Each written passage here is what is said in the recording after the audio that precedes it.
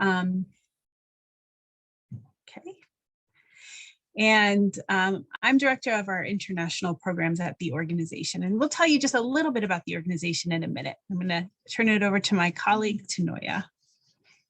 Hi, everyone, and welcome. Good morning, good afternoon, or good evening, wherever you are. My name is Tanoya Thompson, Manager for Research and Evaluation Projects, as well as EE Blue at NAAEE.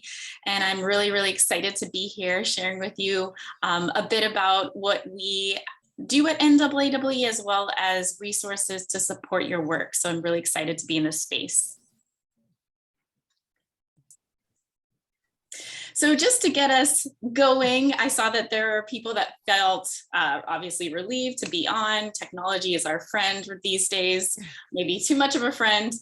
There are people that feel energized, people that are tired. We're feeling all sorts of different things. So we're going to get started with a really easy and fun activity. So when you see this photo that's on the presentation, just put in the chat one word of what this photo makes you think, feel, just the first word that comes to mind. And I'll give you about 30 seconds to do that. Heart from Martha, children. Victoria. That's great. Don't be shy. It's not too hard. Animal, face palm. These are great. Elephant painting. Ooh. Nice, Jerry. That's a great guess. Crime scene. That's great. Yeah, I mean, I can see it. Well, thank you all for participating. So this painting is actually a really cool opportunity that I had with one of my first jobs. I worked with pinnipeds, so seals and sea lions and harbor seals. And we decided one day to do some enrichment to build relationships with the animals. This was early on in my career in the zookeeping field. And it was just such a really impactful and awesome free time to just get to know the animals, let them explore. And this is kind of what came out of it. They sniffed on paint, they sniffed on different things. And then they came back to our canvases and kind of put their noses. And this is a really special painting to me because basically all the animals that I worked with has a little brush on this paper. So it has a lot to do with my heart and starting out my career. So now that you know a little bit of the backstory of this photo, share in the chat one word that you now think of when you see this photo. And we'll give this one about 30 seconds as well. Play, happy seals. Curiosity, precious, neat. Excellent. Thank you all so much. And that was just a really quick opening activity to show you how much stories really play a role in the information that we're presenting, and how once you understand that story, there's a different connection to the information that's given. So thanks so much from crime scene to play. I love it. Thanks, Nina. So our goals when you leave this workshop is for you to hopefully feel equipped, supported, confident, and inspired to incorporate EE, or environmental education practice, into your conservation work. We want you to know that you will have a network of support to not only connect you to the resources, but also a slew of amazing people that are within our network that can help with your challenges and your successes within EE. And just to put out a few guidelines for working together, all questions are welcome. Feel free to drop them in the chat at any time. We'll definitely make sure that we either stop or put it in the parking lot to get to later. Obviously, you all are probably well versed in the Zoom land of being kind and respectful, because we're sharing this space and we want to grow and learn alongside you during this time. And also feel free to stop us at any time. We're happy to park for a bit and talk on something if there's something that really prompts you or something you have a question on. So feel free. We want this to be a casual, warm time. We're just learning and diving into things. So feel free to do that. Are there any others that anybody would like to add to it? We're happy to add this in for our guidelines of working together. And you can feel free to drop them in the chat, or you can unmute. We'll hang on for about 10 to 15 seconds. A little bit of awkward Zoom pause, but that's okay. We'd love to get any other guidelines you might have. Or you can give us a thumbs up if you can, if you're okay with these guidelines too. Okay, thank you, Martha. All right. Awesome. Well, I think we're looking pretty well. Thank you all so much. Okay, great. And as Tanoya said, this is informal, so please stop us at any point. I am going to kick it off with just a little bit of background about who we are as an organization. Oh, okay. We did just get one more guidelines, clear upfront info on what's okay or not in a group setting, rules of engagement. Okay, great. Yes, so exactly. So we're just trying to kind of set a standard for how we can all kind of learn from each other in this short time that we have. We will try to keep it as engaging as possible, and we are going to provide all the resources that we share at the end of this. So NAAEE, it's a long name, so we usually just say NAAEE or NAAEE. We are a professional association. We are a nonprofit organization. And we call it and consider ourselves kind of a backbone organization to build capacity for environmental education. So we work with anyone who is using environmental education in their work. Our focus in our name is North America. So we are headquartered in the United States, but we work in Mexico and Canada. But you might have seen that my title is Director of International Programs. We also work internationally. Most specifically through a partnership called the Global Environmental Education Partnership, or GEEP. And one of our colleagues, Nina Hamilton from the GEEP, is also joining us today. And we'll talk a little bit about that later. We have about 30,000 members around the world. One of the things that we do, we are also a convener. We convene professionals every year through an annual conference. The past 2 years, it has been virtual. Next year, we are hoping for this conference to be in Tucson, Arizona. And really, it's a great opportunity to share network, share professional development ideas and opportunities, share what we're learning, and network.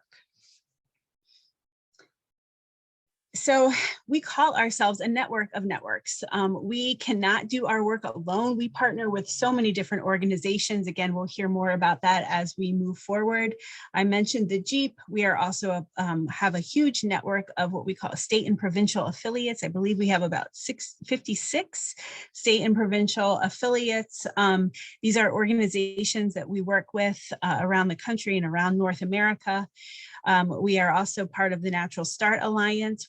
We help to run that, and that is all about advancing early childhood environmental education. And most recently, we have established a coalition for climate education policy to advance the very important idea of educating around climate change. And this is something that anyone can join.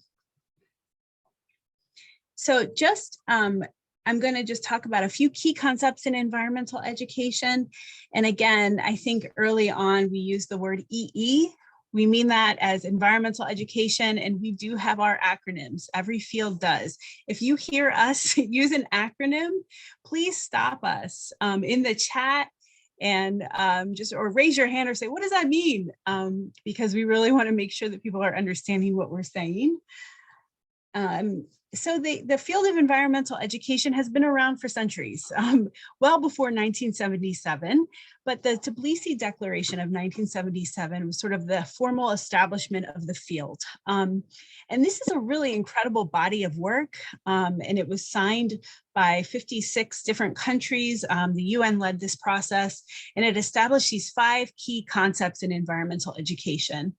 The first 2, awareness and knowledge. I think sometimes when we think about education, those are the 2 things that might come to mind.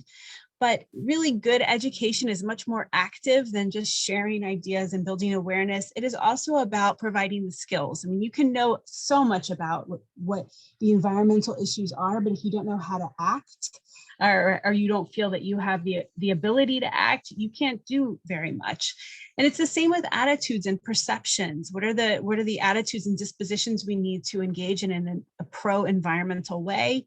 And it also is about instilling this idea of participation in civic life, participation in the decisions we all make, participation in community life.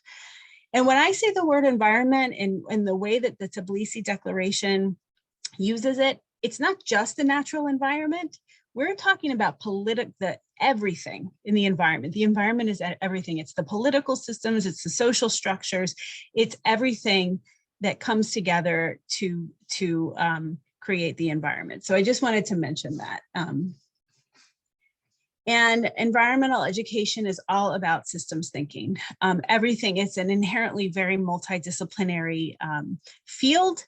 And we talk about really building the critical thinking skills that are needed to address these complex systemic environmental issues we're all facing. So there is a role for other fields where you're kind of talking about what to think about something and how to act, but environmental education is not about teaching people what to think, but rather how to think about issues, how to think about complex issues. Who is the audience? Anyone. We are lifelong learners. We begin learning from the day we are born, and we never stop learning, which is pretty amazing.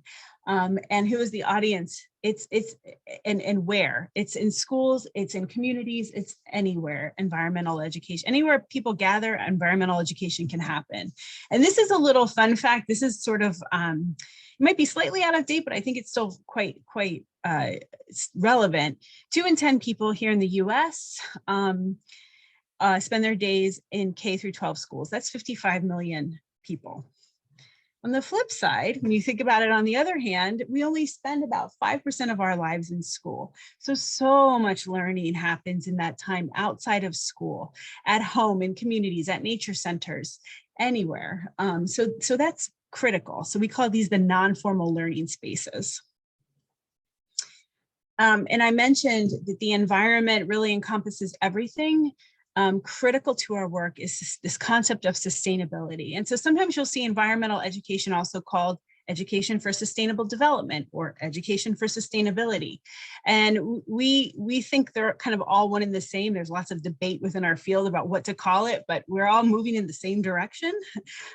Environmental education shows up in the Sustainable Development Goals as Goal 4. Under quality education, it's specifically Goal 4.7. However, we look at environmental education as sort of the connective tissue between all the sustainable development goals. For example, you can't have Goal 3, good health and well-being, without thinking about Goal 13, climate action, and how to address the climate crisis. They're all connected. Central to our work as environmental educators at NAAEE is this concept of JEDI, justice, equity, diversity, and inclusion, and making sure the solutions and the approaches we take benefit everyone.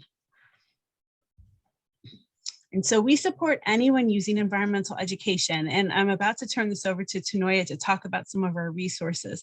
But something that's really important to us organizationally is that the resources that we develop are as open access and free and easy to use as possible so that more people can benefit from them. So we spend a lot of our time fundraising so that we can provide these free resources. Okay. And I'm going to turn it over to Tanoya to start talking about some of these resources. Thanks, Melissa. So one of the most amazing resources that I get the opportunity to work on is a resource called EE Works. And this is a really neat project, which I'll dive into in a little bit, but essentially this resource demonstrates the impact of environmental education through diving into the research. So we currently have one on, there are 7 outcomes, and we have one out on K through 12 education. We have climate change education out, conservation, which I'll highlight for the presentation. And then coming pretty soon, within the next couple of months, we should have citizen science, positive youth development, and civic engagement. So we're really excited to have this research to support the field in all the work that they're doing. And it is open access, like Melissa said. So within these 7 outcomes, today I'm just going to reflect a little bit on our conservation outcomes. So this is the impact of EE on conservation and environmental quality. The way that EE works is it is a meta-analysis of literature. And so Stanford University is one of our partners that we work with. And within this particular outcome on conservation, Stanford explored more than 100 studies to find that environmental education does support conservation results.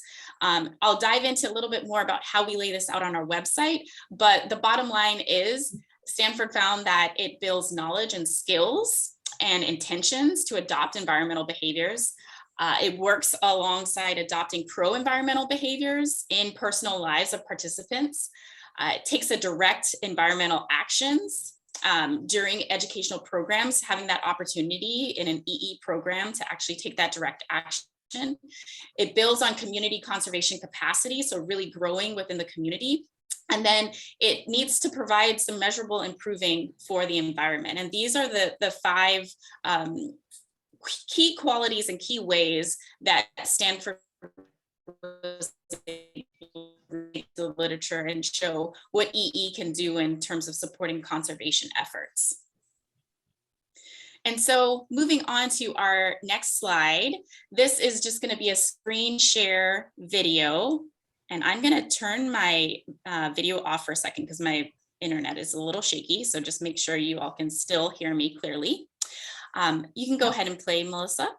So when you get onto our site, this is EE Works, the EE Works page, and we have a bit of background about it. What's great about EE Works is this is something that was driven through an advisory council, and that's how they identified these 7 outcomes to support the field. And so the outcomes are listed here. You can click on those outcomes and I'll show you where they'll take you in a second. But that advisory council worked alongside funders to really determine what was important for the field to know and to explore. And like I said, this is a meta-analysis on literature that was out and published. And if you want to dive into more about what that looks like and the methodology behind that, we have a section that is called the review of the research process. So if you click on that, that will take you to a document where you can really get into the nitty-gritty of how we did this work. If you click on one of those outcomes, you'll find this page and it'll have an overview of that outcome. It'll also dive into some of the key findings of that outcome, which is really great to explore. It'll also go into the process of how it was done. So it'll link you back to that methodology, that research review process. We have communication tools that we've adapted specifically for conservation. We have an executive summary, a strategies document, and a messaging guide. And then it'll link you to the original published peer-reviewed journal article that all of these communication pieces were based off of. And so what's great about EE Works is it dives into the data behind everything that we've been doing over the past few decades. And it really takes those stories into that space where you can really use that data to support everything from grants to funding and so forth. If you go onto our research section of our website, there are a couple of other things I just want to mention that can also support your work. We have a free open database called EE Research. You can see there's a little bit of a theme here. We're working with Children in Nature Network as well as Duke University to put out summaries that basically capture what's going on in the research world. So as some of you might know, once you get out of university, you don't have access to some of these peer-reviewed journal articles and you might need them to support your work. Well, this makes it a lot easier because you can click on and get the highlights of that data. You can get the citation so that you can look it up should you really need to dig into it more. But it's just a really great way to have the research to support the work that you're doing within the field of conservation. And it will also help you to really enhance your program. There's a lot of great summaries to access. So definitely once the presentation's done, like Melissa said, we will share these links and we'd love for you all to dive into it whenever you get the opportunity to. A little bit more research fun for you. We just recently developed EE Val, which is a culturally responsive and equitable evaluation portal. We are in the, I would say, the second phase of the website. So this video is actually showing the older phase of the website. So whenever you get the link, you'll get to see all of the updates that we've incorporated. But this is essentially a wonderful tool to do more research on the work that you're doing and feel supported in what you're doing. So through evaluation, we can really reevaluate and look at ways to enhance and improve our programs when we're working with communities and schools and so forth.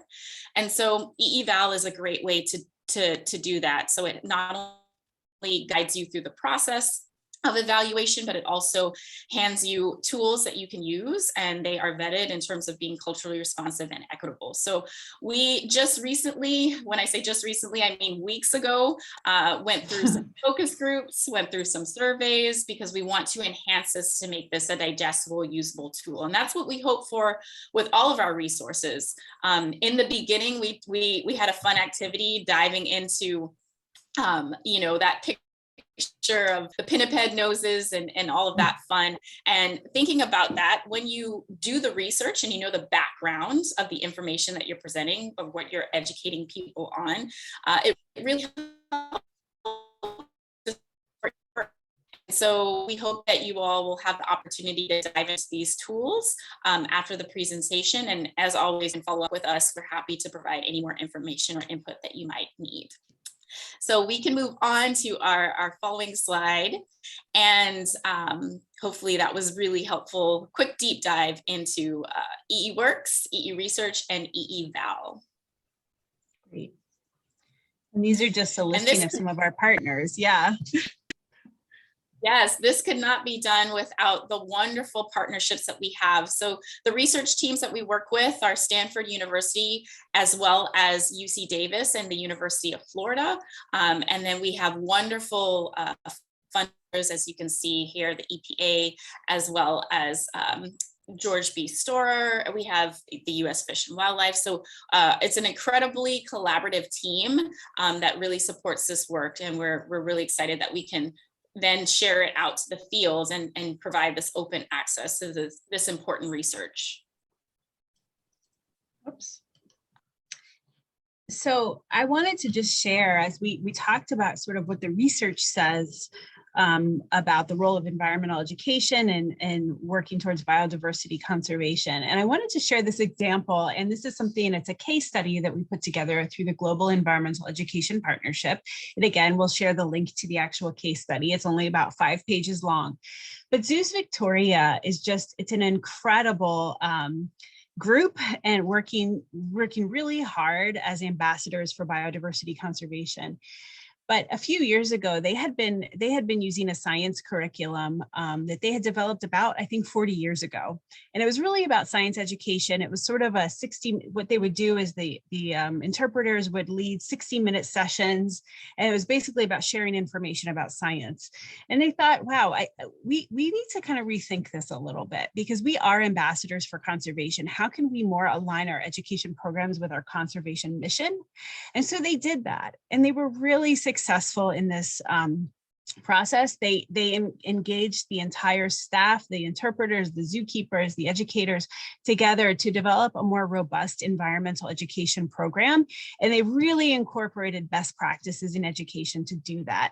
So rather than sharing information about, and what they would share information about in the past was this idea of the charismatic megafauna, species like the polar bear or the panda bear that are just really iconic, yet not always found in the backyard of people coming to the zoo. And they changed that so that it would focus on the species that exist in people's backyards. So as a result, and I will let you read the case study, but they really enhanced a lot. They increased visitorship to the zoo. A lot of schools started to go more. The educational outcomes also increased within the staff themselves. And then as a result, they also found through surveys that there was more of an intent to act in a conservation minded way from the visitors. So a lot of really great changes, and that's just a wonderful organization to check out. Absolutely. And Tanoya, did you want to add? Because I know you know a lot about Zoos Victoria too. Yes. I had the wonderful opportunity of meeting Ginny Gray, who was their CEO, at a conference a few years back. And she just gave a dynamic presentation on the work that they were doing there. But what really with me is just how innovative their teams were in terms of making this education really come to life. They really did their background research on their audience and their community, and they looked at the needs and the outcomes that they wanted to achieve, and really did some just awesome engaging opportunities there at the zoo and within campaigns. So absolutely love their work. If you haven't heard about them or had any opportunity to dive into the work that they've done, definitely check out the case study that we'll link to after the presentation. Great. So we're going to now go into another resource, and we're going to tee up an activity soon around this. But one of the roles that NAAEE serves is we sort of set the standards for effective practice in environmental education, along with many partners that help us and support this work. One of these projects is called the Guidelines for Excellence, and this has been around for several years. And so we have developed guidelines that are, again, all open access based on a variety of topics. So what does good environmental education look like in the K through 12 school system? And this is kind of a workbook and a really easy to use tool that educators or professionals can use at any time and learn from. What is good, what does quality environmental education materials look like? How can you prepare educators to do effective environmental education? What are the professional development opportunities? Looking at non-formal education programs such as at zoos, what does that look like? And then in early childhood environment for early learners, what is effective environmental education? And so these guidelines are established by a huge group of people. I know Tanoya has been on the committee just working on the non-formal guidelines, along with many thought leaders in the environmental education and conservation space to develop really robust materials. They're constantly being updated as we get new data and new research coming in. Our most recent guidelines are the community engagement guidelines. And these were again developed by a huge group of professionals and in very iterative process to kind of think about what are some of the strategies that have been found to work in working in communities, which is, I think, something that all of us do and can learn from. And so today we're going to spend a little time on these guidelines. So concepts like sustainability, community well-being, resilience, these are all part of these guidelines. And again, we'll send the link at the end so you can kind of explore them. But before we dig into these, I wanted to ask all of you, you are all in the conservation space working probably with very different communities. And I'm sure you have so much knowledge just in the work that you do about communities. So from where your vantage point, your expertise, when you think of community, what words come to mind? What are some things you've learned? And feel free to just put in any ideas, words, phrases, sentences, anything that comes to mind when you think about a community. And we'll just pause for about a minute. Multifaceted, that's a great word. Reciprocity, yes. Feel free to also unmute if you prefer. Either way is fine. What have you learned?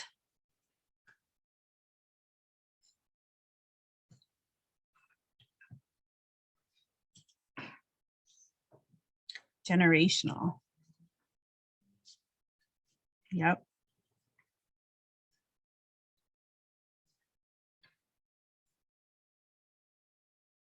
Inclusive. Yes. Place where folks feel supported and welcome and safe. Different social circles with interaction. Yeah. Identity.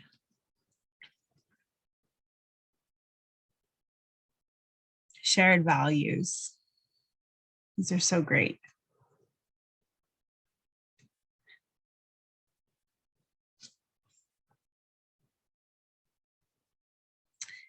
And it's really interesting to think about community, especially in a time when so many things are virtual, right? So there's so much that can be place-based. There's virtual communities. Communities can come in so many forms. Shared values, highly diverse, shared values and identity together. I hope we can save this chat. These are just really great. Yeah. a lesson learned, communities are not homogenous. That's a great one. Thank you, Nina. Any other lessons learned? And feel free to just keep typing as we talk too, because this is great.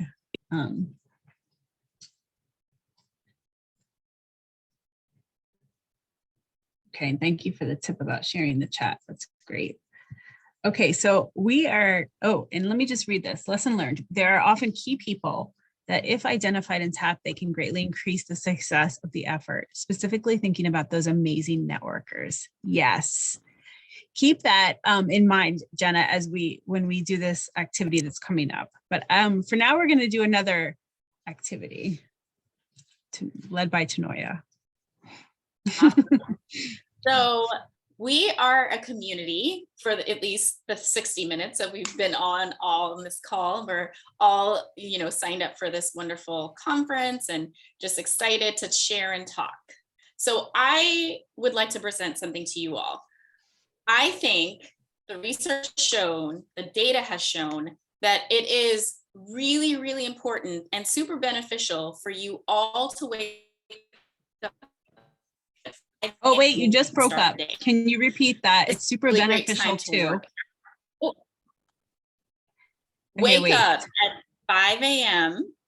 in the morning to start your day. And I think you should start your day with a run or working out of some sort. And waking up at 5 a.m. is just the best way to maintain your health, to maintain your focus. And the data shows. So tomorrow morning, who is waking up at 5 a.m. to work out with me or to meditate with me or to do anything? But it doesn't matter. You just have to wake up at 5 a.m. In the chat, let me know who's going to join me in the morning. Nope. Thanks. Nope. Oh, your 5 a.m. is my 2 a.m. Good point. Good point. To clarify, 5 a.m. your time, wherever you are. How much time? I'll be getting up at 5 a.m. to drink my symposium. Okay. Great.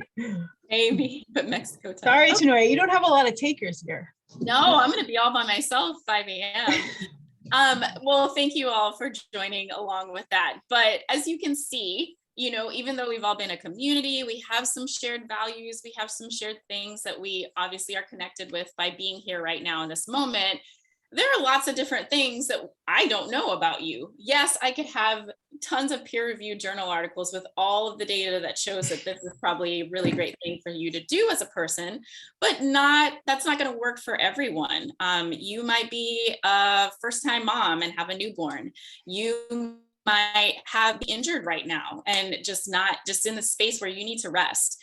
You could just not be a morning person. I'm guessing the nopes and the I'm sorries, but no, definitely. Maybe you're more awake and ready to go at, after work is done, 5 p.m. and you're getting your walks in or whatever it is.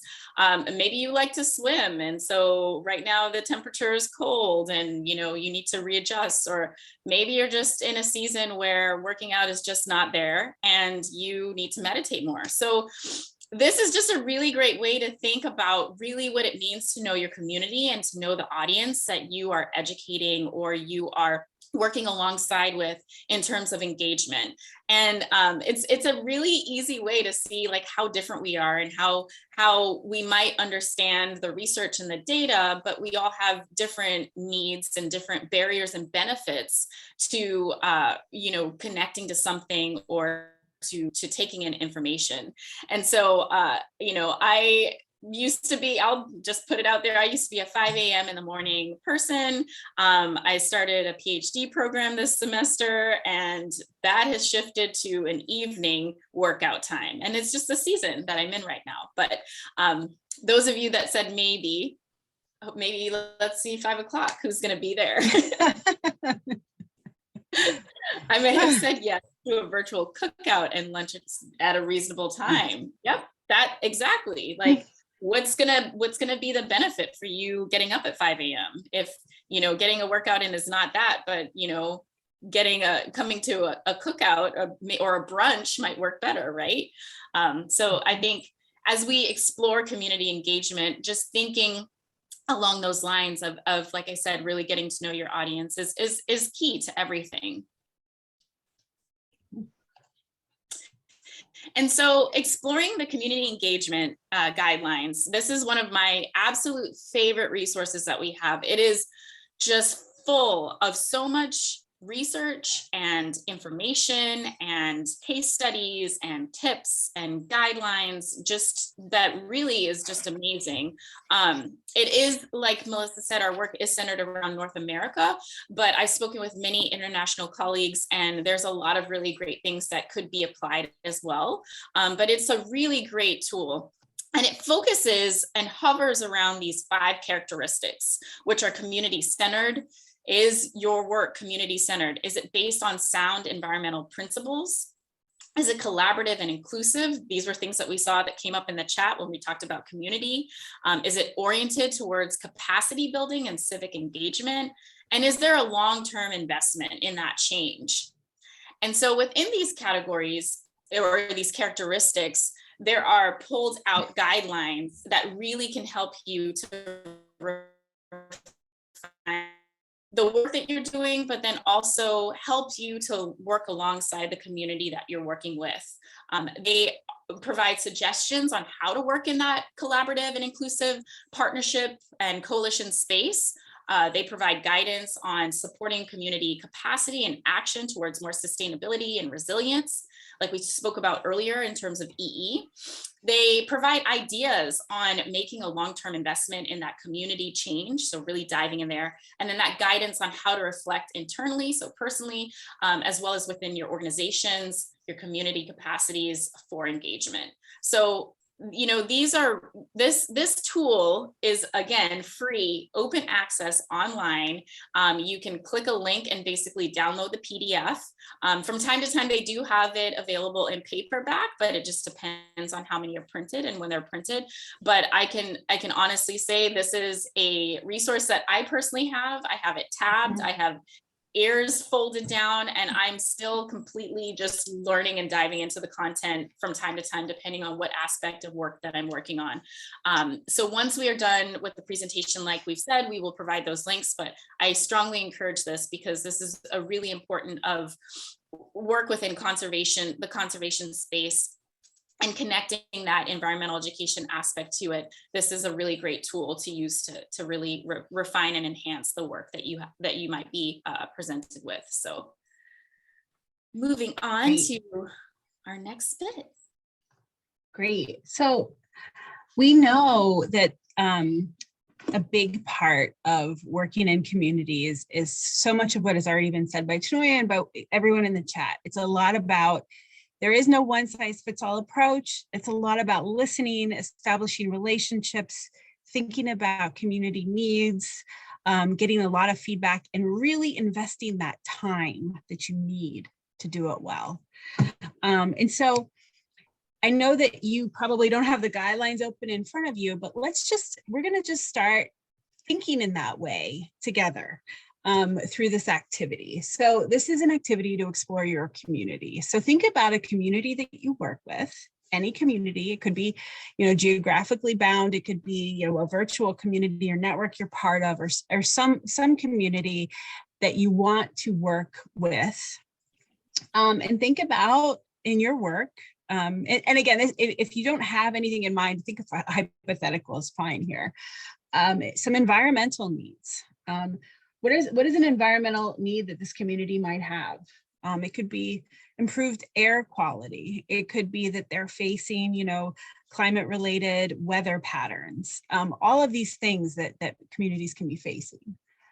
And then also start thinking about some other needs in the community. What are some other needs that are starting to pop up for you, like social economic needs? Does the community need more jobs? Again, there isn't a one size fits all approach. And I realize these are some broad strokes in a community, but it's a starting point, right? So is children's health an issue in the community? Is safety an issue? There's all sorts of different needs that you can be thinking of. So take out a pen and paper if you have it, or on your phone or whatever in your head, and start writing down if you can, some things about your community. And feel free to unmute and ask questions or in the chat too. And we'll take just like a few minutes to do this. And does anyone, if anyone has questions, feel free to, again, just unmute.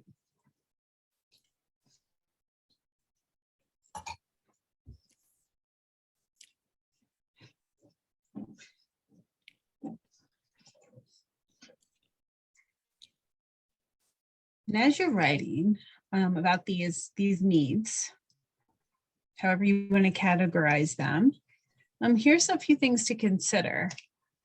Now, are the needs that you're writing down, do they impact a part, a segment of your community, the whole community? Where are they showing up? And then start thinking about partners, organizations. I think someone in the chat earlier mentioned networkers, influencers, people that are just really great at connecting people, champions. Think about those people as well. And you may already work with these people. What are some needs that you could work on together? Where are some needs where you might align in the community?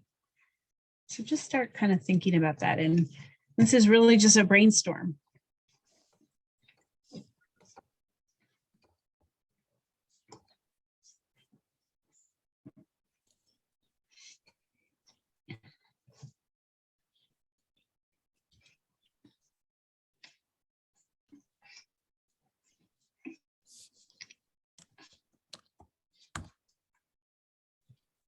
What are some of the activities your community enjoys?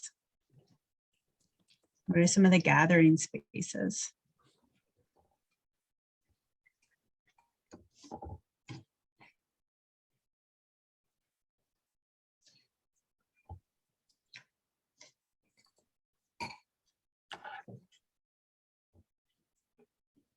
Just one more minute.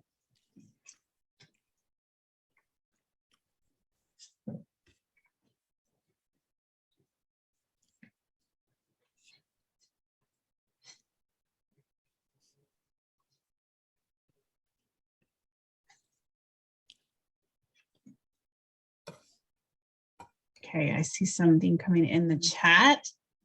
Thank you, Priscilla.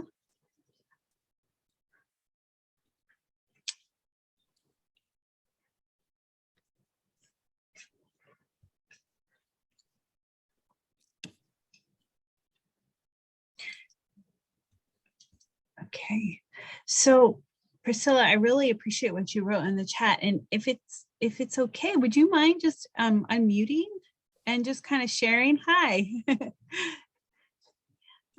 Would you mind just sharing a little bit about some of your thinking around this activity and anything you want to share that you put in the chat or otherwise? Well, I'm a bit caught unawares now because what you wanted me to share is what I popped in there, really. Well, yeah, do you want to just kind of describe what you put in the chat? Right, okay. So I'm in Kearney, Nebraska, and it's a very rural part of the state, right? And where the university here, UNK, mostly targets communities who are in the area, offer education up to master's level only. But we do see people who, the minute they get an education, it's a stepping stone for them to up and leave. I also see a lot of lands being put up for sale, ag land, or we have a problem with grassland conversion around here. All of these put together, just telling people, yeah, okay, agriculture is becoming a problem, managing land is becoming a problem, but also the demographics of the region are changing.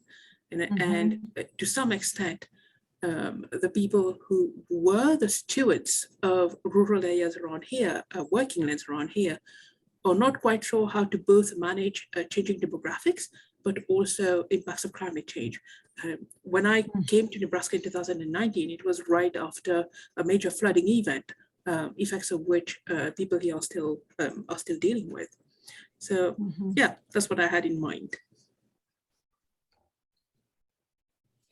That's great. That's hugely challenging too. And you had mentioned in the chat some potential partners. What were you thinking there? I really like this. the farm to Right. table advocates, et cetera? This is partly because we've been throwing back and forth a bunch of proposals on our end where we are looking at avenues to tap local businesses, not just in the county, but across the state to better leverage corporate social responsibility money, for example, and investing in rural, but in more innovative ways that could supplement income sources, or at least fund better mechanisms for producers to keep generating new goods, but especially protecting critical ecosystems on working lands that are helping them mitigate those weather extremes. Mhm. And That's one. obviously we are That's close to the amazing. Sandhill regions, right? So tourism is a big deal during the crane migration. But if people are coming here only to see the Sandhill cranes, it might be an underexploited resource. Mhm. So there aren't quite all the connections being built to other areas.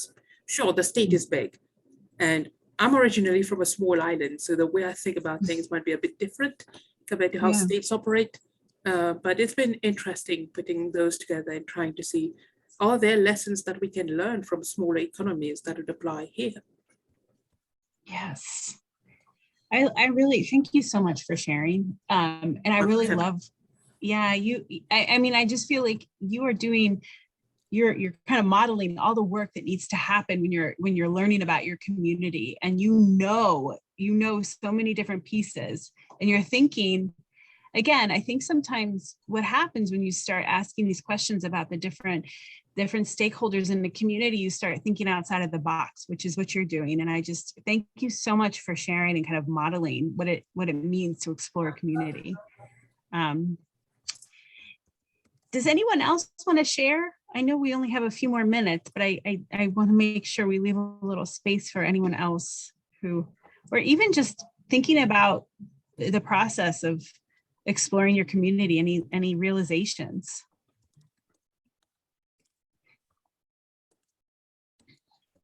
And whilst we're waiting, I thank you so much, Priscilla, for sharing. That is a really excellent just approach and thought to how challenging at times community engagement can be on various environmental issues. And I think it came up on the in the chat as we've been exploring, but there's not a one size fits all.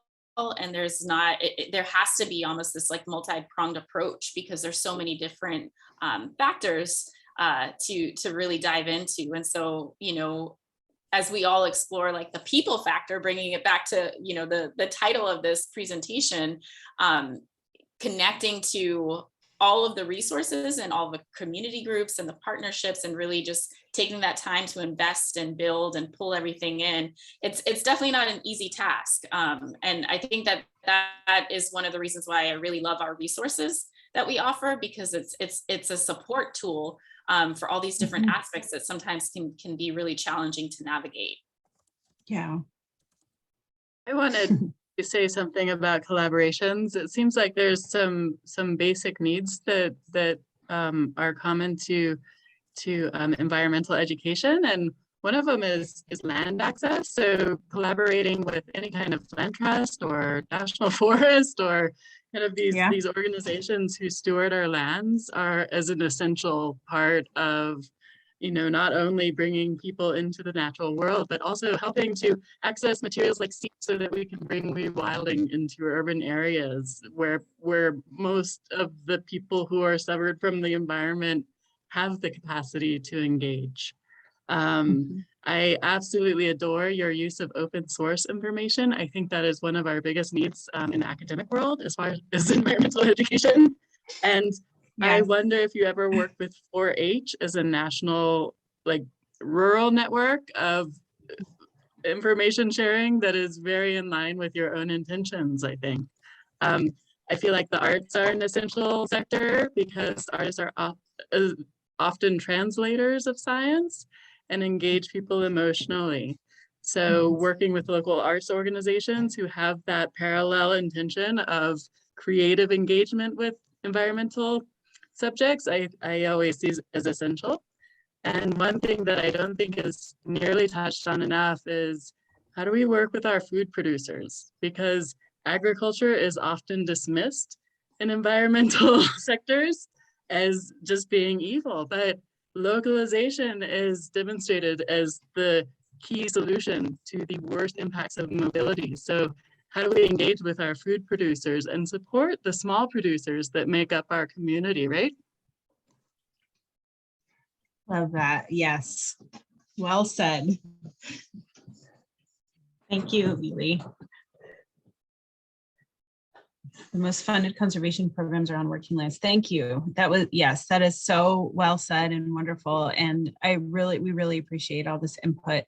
And just thinking again, like what you said, just this idea of thinking outside the usual suspects of partners, right? Like 4-H you mentioned, partnering with the arts organizations, thinking about other things that motivate people in different ways. Rena, you had your hand up, I believe. We'd love to hear from you. Yeah. Hi, thanks. Just a quick thought. I know that we only have a couple of minutes. I've been thinking a lot recently about engagement and participation, and my PhD work was in the Philippines with local indigent fishers that co-manage marine protected areas throughout the region. And I think that we need to be careful when we talk about engagement, and you guys brought this up, and so I just want to reiterate that there's a tendency right now to think of it in really positive lights, how we tend to think that it's going to empower and otherwise bring social benefits de facto from participation or engagement. But there's actually a talk, my own research, and one of the talks that I saw, and I can try to find who it was just today, that really talked about how participation can actually just continue hierarchical relationships that are within society as they are, and or potentially perpetuate those. And it's really important to be able to understand what the impacts of participation are and who's benefiting from participation. So just to reiterate things that I'm sure you guys were already hinting at. Yeah, so that's my little soapbox recently. Yes, that is. When is your talk? Again, I'd love to hear it. Did you say you had it, or is it coming up? You're on mute. No, I'm not speaking at this conference, but I wanted to share with you someone else's talk, and I'll put it in the chat. Yes. Thank you.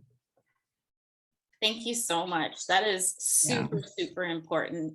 I think that is one of the reasons why the community engagement guidelines is, I mean, even before I started working with NAAWE, is one of my favorite resources, because it really does take it back to being a collaborative and partnership in terms of working within communities and alongside communities, and really building those solutions together in a way that is more sustainable. And it's definitely not easy, and it's definitely not gonna be, like you said, positive all the time. It's gonna take a lot of time, especially if it's a very complicated environmental issue or conservation issue, or if there's a conflict present. And really just navigating and having those crucial conversations that sometimes just doesn't feel very great, but they're important to have. And so I thank you so much for bringing that up from your perspective as well. Yeah, I love this. I wish we had more time. I'm like, we have 1 minute. I feel like we're just getting started. We were supposed to originally have 90 minutes, but it got shifted. Yes, I know. So it is at the top of the hour. I think what we should do now is just really we're going to share all of our resources.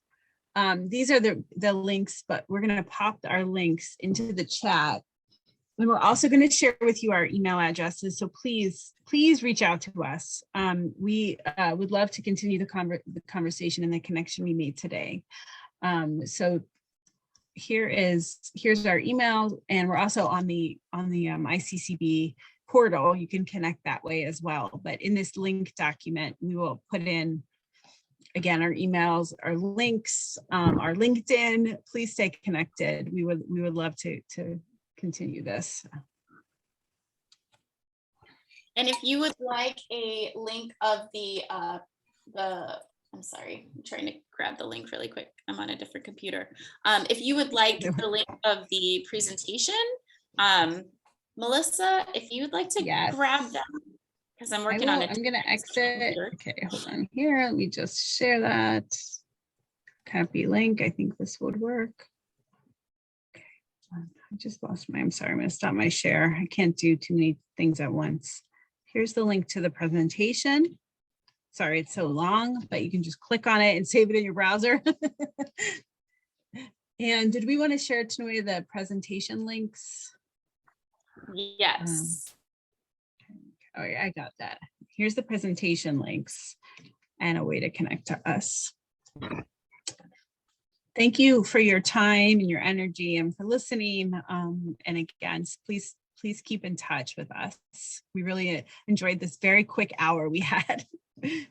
Yes. And don't forget, you can save the chat by clicking the 3 dots on the right in the chat view. That way, if you need to run off for another presentation, you can have that downloaded with all the links and comments and wonderful interactions that we've had this time. It's really been awesome to spend this time learning and growing with you all. And like Melissa said, we are definitely open to stay connected, to talk, to brainstorm, to share resources. And if you have anything that we could learn from, please share it with us as well. We